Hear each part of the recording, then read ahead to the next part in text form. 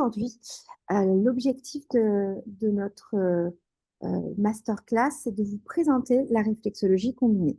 J'espère que ça va capter tout le long parce que je suis dans le centre de formation de Paris, puisque aujourd'hui, je donnais la formation sur la gestion des barrages. Donc, du coup, je n'ai pas eu le temps de rentrer au bureau. Alors, l'idée, c'est de vous présenter ce qu'est la réflexologie combinée. Donc, on va partir de ce qu'est la réflexologie, de ce que sont les techniques de réflexologie, de ce que permet d'obtenir la réflexologie combinée. On va parler rapidement depuis combien de temps elle est créée, de comment cela s'est mis en place. Et ensuite, je vais vous donner des exemples du quotidien où on utilise les réflexologies combinées en sachant que lorsque l'on suit une formation, notre objectif en tant que formateur, c'est de vous rendre autonome. Donc, quand moi, je prends des sujets et que je vous donne des exemples de, bah là, j'utiliserai ça comme ça, etc., c'est des exemples où peut-être que vous, en fonction de l'analyse que vous feriez de votre client, vous auriez une vue différente et vous auriez peut-être choisi de combiner de manière différente les informations.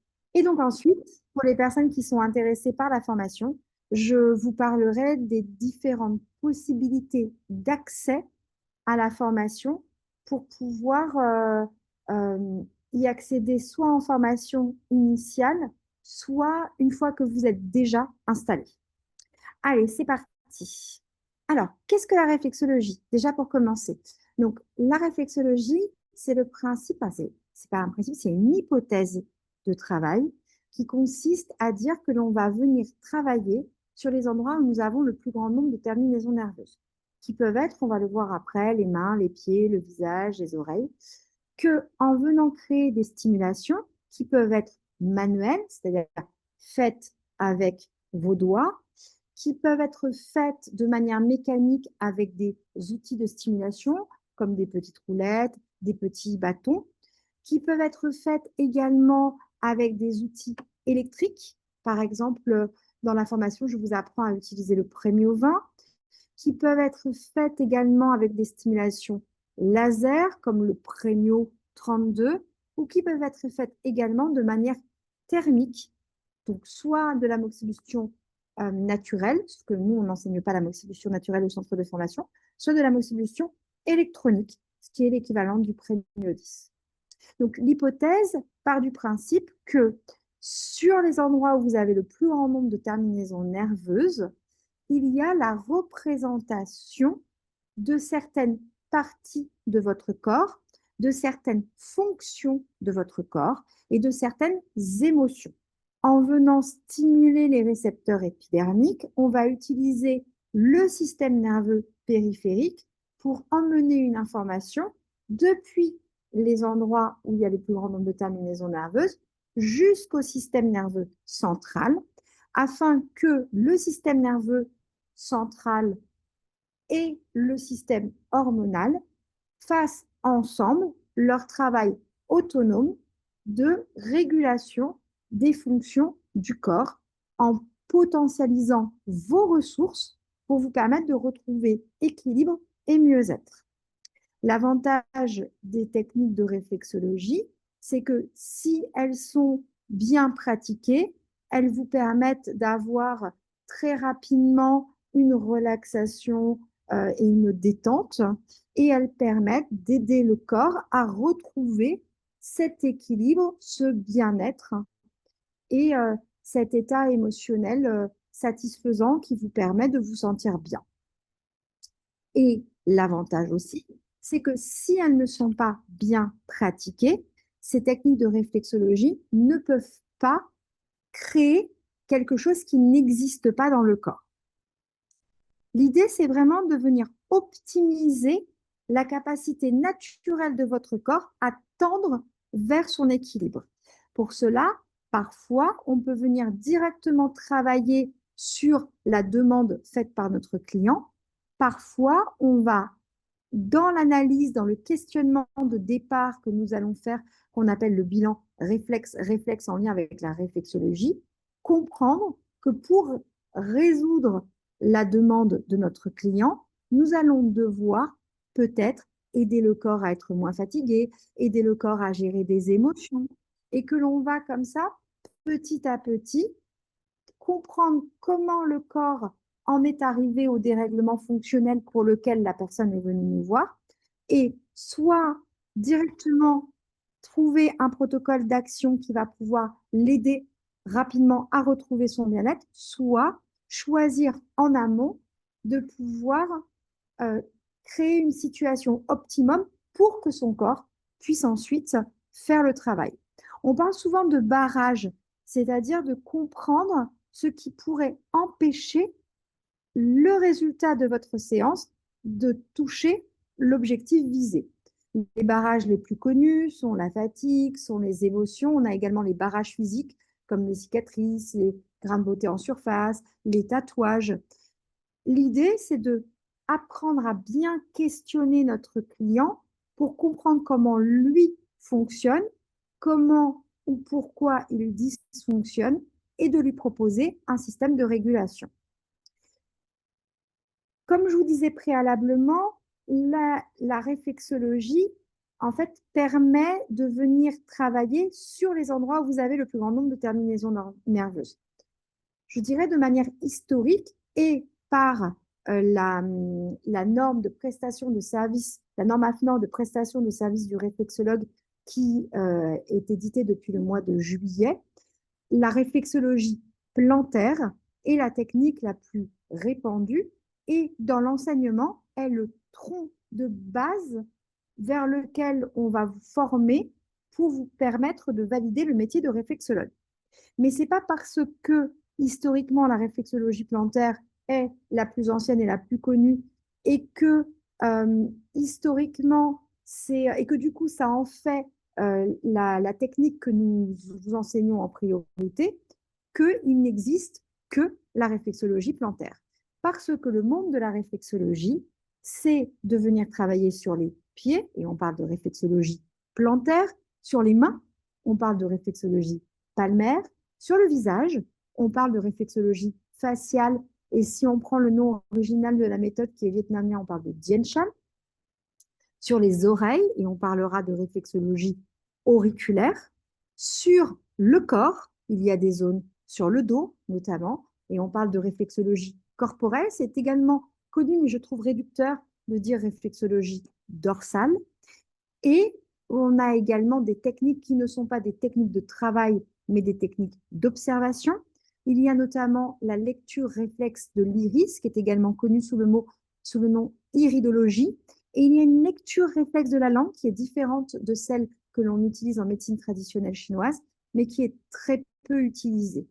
Existe également une technique réflexe de travail qui s'appelle la sympathicothérapie et qui consiste à venir enfoncer des petits bâtons au niveau du nez. Moi, je vais vous parler essentiellement des techniques que j'enseigne et que je combine en réflexologie. Donc, les réflexologies plantaires, palmaires, faciales, auriculaires et corporelles pour les techniques d'action. Et on peut également apprendre la lecture réflexe de l'iris, mais on l'apprend une fois que nous avons terminé notre cursus de formation.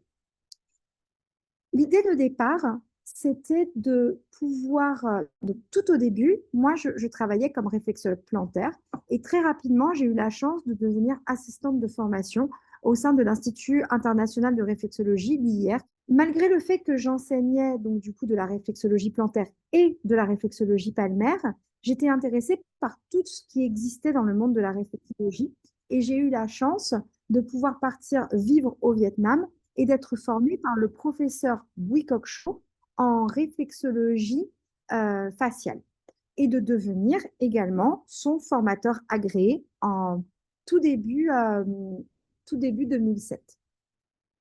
Au tout début 2006 plutôt, excusez-moi. En réflexologie faciale, on conçoit le dérèglement fonctionnel de la personne et la manière dont on va venir procéder pour réguler de manière complètement différente de la réflexologie plantaire. Et ma plus grande difficulté, une fois que toutes les techniques que ces techniques-là étaient acquises, c'était de me dire comment je peux, dans une séance, pouvoir utiliser le potentiel le plus génial de la réflexologie faciale et le potentiel le plus génial que je maîtrise également en plantaire et en palmaire, et pourquoi en utiliser l'une plus que l'autre, ou comment je pourrais faire pour optimiser chacune d'entre elles et les combiner dans la même séance. Ça m'a pris du temps. J'ai fait beaucoup d'essais. Pendant 2 ans, j'ai beaucoup travaillé là-dessus. Et en 2008, je commençais à avoir un contenu qui était assez intéressant. Et j'ai eu la chance d'être un peu euh, boostée par des collègues avec lesquels je travaillais et surtout pour lesquels j'enseignais des techniques de réflexologie. En fait, ils m'ont dit plutôt que de nous enseigner que la plantaire ou que la palmaire ou que la faciale, est-ce que tu aurais la possibilité de nous enseigner tout ce que tu sais faire, par exemple, pour le système digestif? Donc, du coup, j'ai réfléchi, je me suis dit, OK, il suffit que j'explique aux gens comment fonctionne le système digestif, qu'une fois que l'on a compris comment fonctionne le système digestif, on peut comprendre comment dysfonctionne le système digestif, on peut le comprendre d'un point de vue fonctionnel, on peut le comprendre en prenant une vision qui suit les principes de l'approche chinoise. Qu'est-ce qui est important de comprendre, de venir questionner dans notre bilan réflexe pour venir chercher les informations qui pourraient nous permettre de monter un protocole vraiment adapté. Et une fois que l'on a récolté toutes ces informations, à quel moment c'est intéressant d'utiliser de la faciale? À quel moment c'est plutôt intéressant d'utiliser de la plantaire? Est-ce qu'on ne pourrait pas utiliser un petit peu de faciale ici pour obtenir tel résultat et un petit peu, par exemple, de palmaire à cet endroit-là pour obtenir tel ou tel résultat? Et en décortiquant tous les dérèglements fonctionnels les plus courants que l'on pouvait, donc si on prend le système digestif, que l'on pouvait rencontrer en cabinet en tant que réflexologue et sur lesquels nous sommes autorisés à travailler et qu'à aucun moment nous serions en dehors des clous et que nous ferions de l'exercice illégal de la médecine, en restant propre, en restant bien droit, lister tous les dérèglements fonctionnels les plus courants et expliquer aux personnes que je forme comment optimiser nos connaissances pour créer un protocole adapté aux clients qui n'utilise pas qu'une seule technique, mais qui mixe le plus intéressant de chacune. Et donc en 2008, je commençais à être assez développée, puisqu'il m'avait d'abord demandé le système digestif, puis après le système locomoteur, et puis au fur et à mesure, on en était arrivé à tous les systèmes. Et là, à un repas, ils m'ont dit, bah voilà, c'est simple, soit tu crées ta structure de formation, soit on va la créer pour toi. Et donc, du coup, bah, j'ai créé la structure de formation qui s'est appelée REF. C'était pour réflexologie, études et formation. Et puis, je trouvais ça drôle parce que c'était les 3 premières lettres de réflexologie. Donc là, nous sommes en 2008, je commence à enseigner la réflexologie combinée. À l'époque, je ne maîtrise pas la réflexologie auriculaire et je ne l'enseigne pas, mais je fais intervenir une personne au sein du centre de formation qui, sur quelques jours et peu, euh, explique ce qu'est la réflexologie auriculaire. Ça s'intègre dans la réflexologie combinée avec ce que moi j'ai compris de l'utilisation de la réflexologie auriculaire, mais ça ne me suffit pas. En 2009, j'ai la chance de pouvoir commencer les cours auprès du GLEM, le Groupement lyonnais d'études médicales, parce que je travaille avec des médecins en centre de douleur et que par leur intermédiaire, je peux assister à ces cours. Et là, je rentre dans un nouveau monde où je comprends plein de nouvelles choses et très rapidement, j'intègre mes nouvelles connaissances à la réflexologie combinée que j'ai déjà écrite. J'explique au docteur Nogier et au groupement lyonnais d'études médicales mon intention de comprendre et de pouvoir utiliser les connaissances qui me sont enseignées sur le travail réflexe de l'oreille pour l'enseigner pour des non-médecins. Et comme leur enseignement est dédié au monde médical, avec de grandes explications et un moment, j'obtiens l'autorisation de former en réflexologie auriculaire en séparé ou de l'incorporer dans mon cursus de réflexologie combinée. Nous sommes en 2010 et est déposé le nom réflexologie combinée à l'INPI. Est déposé exactement réflexothérapie combinée parce qu'à l'époque, on utilisait le mot réflexothérapie et pas le mot réflexologie en prenant en compte les travaux du docteur Bossy, qui était un professeur neurochirurgien de la fac de Montpellier, qui avait écrit dans les années 70, au milieu des années 70, l'explication du mode de fonctionnement de la réflexologie. Et il avait appelé ça le traité des réflexothérapies. Et donc, par ce mot-là, on parlait à l'époque de réflexothérapie combinée. Depuis, on est beaucoup revenu là-dessus. Et le mot réflexothérapie est utilisé uniquement dans le milieu médical. Et nous formons en réflexologie combinée.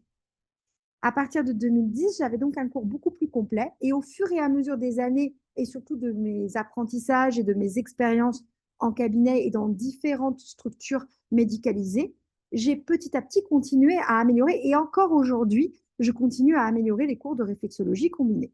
Et donc, le principe de la réflexologie combinée, c'est d'utiliser à bon escient 2, voire 3 techniques de réflexologie dans la même séance afin de pouvoir répondre de manière rapide et pertinente à la demande de notre client, de réduire le nombre de séances. Ou lorsque, avec la réflexologie plantaire, il me fallait peut-être 3 à 5 séances, avec la réflexologie combinée, je suis plutôt sur 1, 2, maximum 3 séances pour les mêmes demandes. L'objectif aussi, c'est de pouvoir potentialiser la capacité de chacune à avoir une vision purement fonctionnelle du corps ou avoir au contraire la chance d'ouvrir vers l'approche chinoise. Les réflexologies palmaires et les réflexologies faciales sont très avancées dans la connexion avec l'approche chinoise. Ça ne veut pas dire que la plantaire n'est pas efficace et ça ne veut pas dire qu'il n'y a aucune connexion avec la réflexologie auriculaire, mais c'est les deux qui, je trouve, à mon goût, sont les plus rapides en termes de résultats. La réflexologie plantaire, par exemple, elle est excellente lorsque vous voulez aider le corps à se réguler dans sa globalité, quand vous voulez travailler sur de la détox.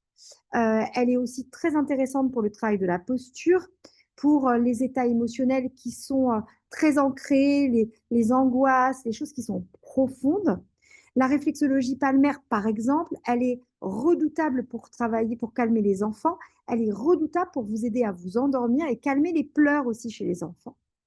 Et elle est super intéressante pour travailler sur les émotions, tout autant que l'est la réflexologie faciale, par exemple. La réflexologie faciale, elle est bien lorsque vous voulez permettre émotionnellement à la personne de tourner une page sur quelque chose qui est très récent, moins de 3 mois. Tandis que la réflexologie auriculaire, elle est super intéressante lorsqu'on est vraiment sur des troubles de neuro, comme les troubles d'apprentissage, par exemple, parce qu'on a la capacité vraiment de pouvoir aller loin dans l'harmonisation du corps calleux, dans les connexions cérébrales. La réflexologie auriculaire, elle est hyper intéressante et encore plus quand on la combine avec la réflexologie plantaire pour travailler sur le rééquilibrage de la posture et donc l'accompagnement, par exemple, de tous les enfants qui font de l'orthodontie. En fait, chaque technique elle est formidable et capable individuellement d'arriver au même résultat. C'est le nombre de séances dont on a besoin pour arriver au même résultat qui parfois lui fait défaut. Et donc, du coup, lorsque l'on est capable de comprendre comment chacune fonctionne et comment les optimiser en fonction de la demande de la personne, on peut les combiner et se retrouver beaucoup plus rapide, beaucoup plus efficient dans le résultat.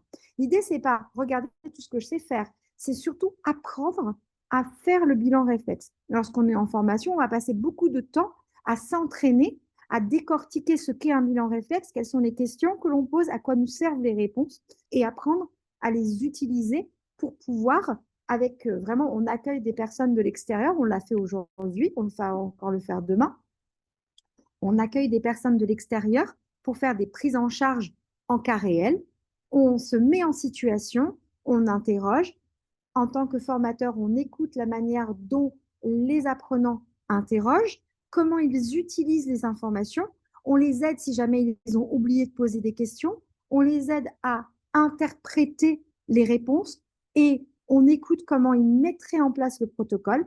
On complète, corrige, valide et au fur et à mesure de la progression dans la formation, on s'attend, et c'est souvent, enfin c'est le cas tout le temps, à ce que à la fin, il soit tout à fait capable d'interroger correctement, de comprendre le mode de fonctionnement et donc de dysfonctionnement du client et de créer un protocole en annonçant le nombre de séances dont on va avoir besoin pour atteindre l'objectif demandé et qu'est-ce que l'on va mettre dans chaque séance, qu'est-ce qu'on attend à la fin de chaque séance comme réponse. Bien entendu, si on suit un client sur le long cours, lorsqu'il revient, on complète avec qu'est-ce qui s'est passé depuis la dernière séance. Et parfois, on peut même changer complètement notre objectif de travail.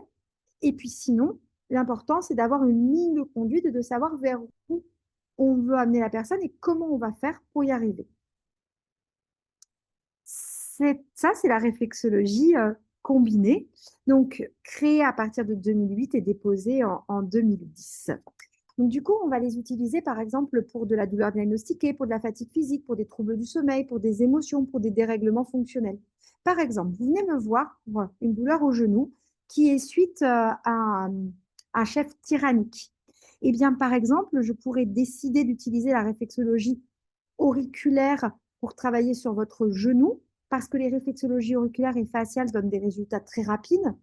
Et je pourrais combiner avec, par exemple, une formule de poids en réflexologie faciale qui vous permet de prendre du recul par rapport à vos émotions et des techniques que je vous apprendrai à reproduire sur les mains pour permettre de calmer la manière dont vous réagissez également à vos émotions. Si par contre, vous venez me voir parce que vous êtes tordu la cheville suite à un accident, je vais utiliser en première intention la réflexologie auriculaire avec une technique qui s'appelle le reset des omégas, que l'on fait systématiquement quand l'objectif est suite à un accident, que ce soit émotionnel ou physique. Je pourrais combiner les réflexologies faciales et auriculaires pour obtenir des résultats beaucoup plus rapides dans la gestion de la douleur ressentie. Combiner avec de la réflexologie faciale sur une petite formule de points courte et un peu de palmaire, en l'occurrence parce que vous avez mal à la cheville. Si vous vous étiez fait mal au poignet, j'aurais choisi la plantaire pour approfondir la réaction à l'inflammation que fait votre corps. Si par exemple, vous venez me voir de, pour un problème de constipation, mais qui est dû à un manque d'activité, je vais dynamiser votre corps pour vous rendre moins fatigué et pour travailler également sur vous donner envie de bouger. Je vais peut-être utiliser, par exemple, la réflexologie faciale pour utiliser le côté approche chinoise et j'utiliserai la réflexologie plantaire qui est juste parfaite pour ce type de situation pour pouvoir non seulement relancer le côté fonctionnel de votre système digestif, mais en plus agir dans un premier temps sur aider votre corps à se nettoyer. Si par contre vous venez me voir pour une constipation qui est due à un état émotionnel, eh bien je pourrais avoir une combinaison de techniques qui serait différente.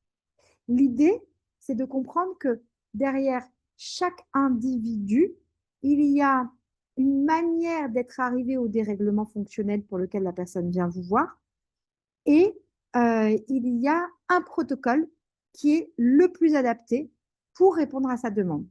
Et aussi de toujours questionner pour comprendre s'il y a des freins, des barrages qu'il va falloir lever parce que sinon, je ne pourrai pas arriver au résultat escompté.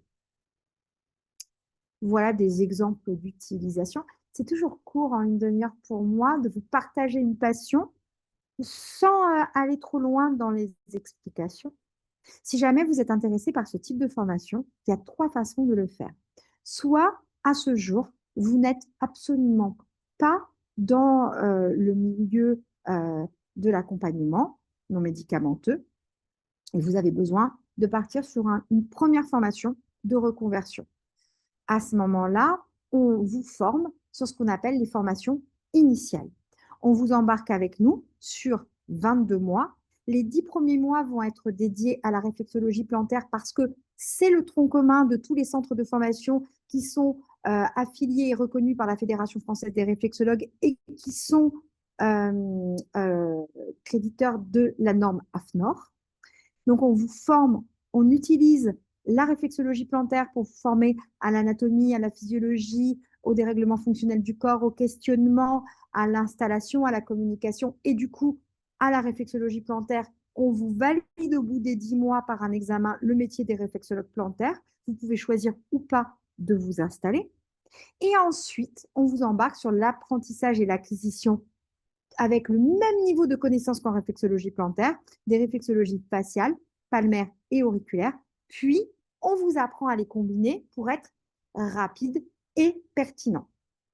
Si vous êtes déjà réflexologue plantaire, vous avez deux possibilités. Vous êtes réflexologue plantaire issu d'un centre de formation reconnu et affilié à la Fédération française des réflexologues. Et donc, du coup, on sait que de premier abord, on vous permet de venir à partir du 11e mois où on démarre, donc du coup, les réflexologies faciales, palmaires, auriculaires et ensuite le combiné. Ce qui fait que les 10 premiers mois de formation, vous les avez déjà réalisés dans un autre centre de formation. Peu importe si c'était sur 10 mois, le format d'un centre agréé de la FFR.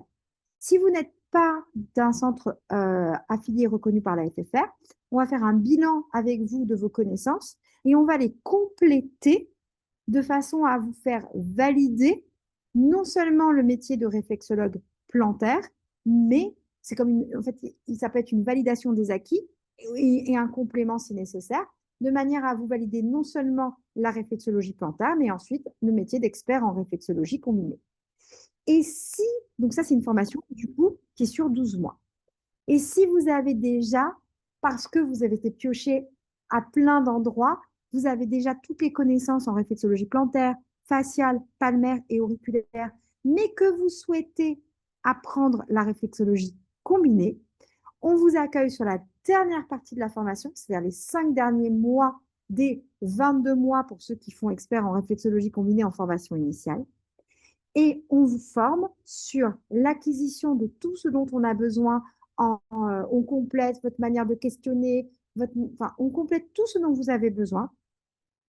On apprend système par système, on revoit toutes les techniques, que ce soit en plantaire, en palmaire, en facial ou en auriculaire.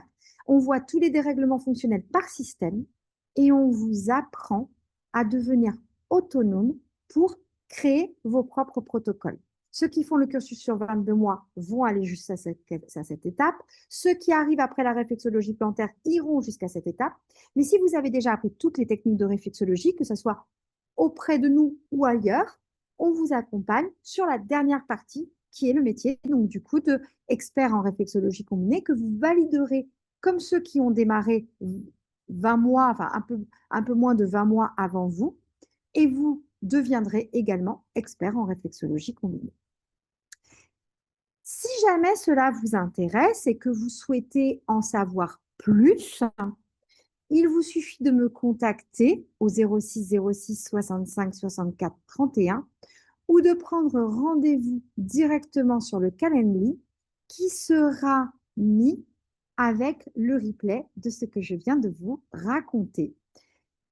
Pour ce type de formation, je vous conseille de prendre en formation initiale un rendez-vous d'1 heure.